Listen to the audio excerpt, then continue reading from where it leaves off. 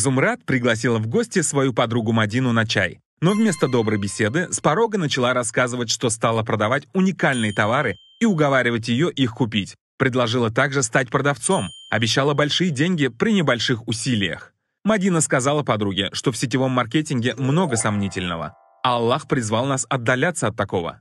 Сказано в хадисе: «Оставь внушающее тебя сомнение и обратись к тому, что сомнений у тебя не вызывает». Зумрад считает, что сетевой маркетинг – благо, а кто сомневается – просто ленивый человек. Мадина уже консультировалась с имамом. И вот что он ей сказал. Сетевой маркетинг – это система прямых продаж, при которой бренд не ждет, пока клиент заинтересуется товаром и совершит покупку, а привлекает независимых продавцов для поиска покупателей. Распространители обзванивают людей, ходят по квартирам, создают группы в социальных сетях. Иногда эти продавцы бывают навязчивыми и грубыми. Они привлекают не только клиентов, но и новых продавцов товара, предлагают разные схемы заработка, в которых человек может получить большую прибыль при минимальных условиях или полном их отсутствии. Сетевой маркетинг очень похож на финансовую пирамиду. В чем же их сходство и отличие? Финансовая пирамида – это организация, прибыль которой формируется за счет постоянного потока денежных средств при отсутствии какой-либо реальной деятельности или продукта.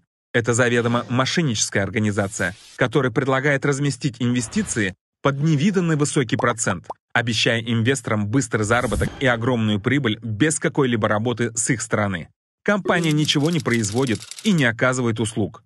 Сетевой маркетинг – это многоуровневая структура, напоминающая пирамиду.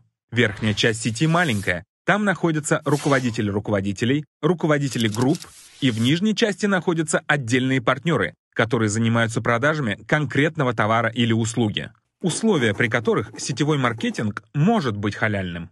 Первое. Обязательное наличие товара либо услуги. Второе. Полезный продукт высокого качества. Третье. Для получения прибыли необходимо трудиться, то есть это должно быть полноценной работой, умственной или ручной, и никакой халявы. Условия к доходу.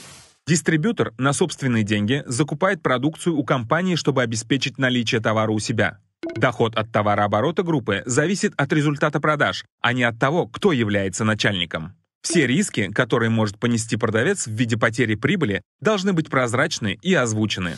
Важно наличие качественного продукта, отсутствие обмана и обоюдное согласие при купле-продаже. Сетевой маркетинг считается харамным при условиях. Первое. Отсутствие товара, либо наличие товара, не имеющее никаких уникальных свойств, которые можно купить в других магазинах дешевле. Второе. Вознаграждение агенту выплачивается не с товарооборота, а за вовлечение новых агентов. Третье.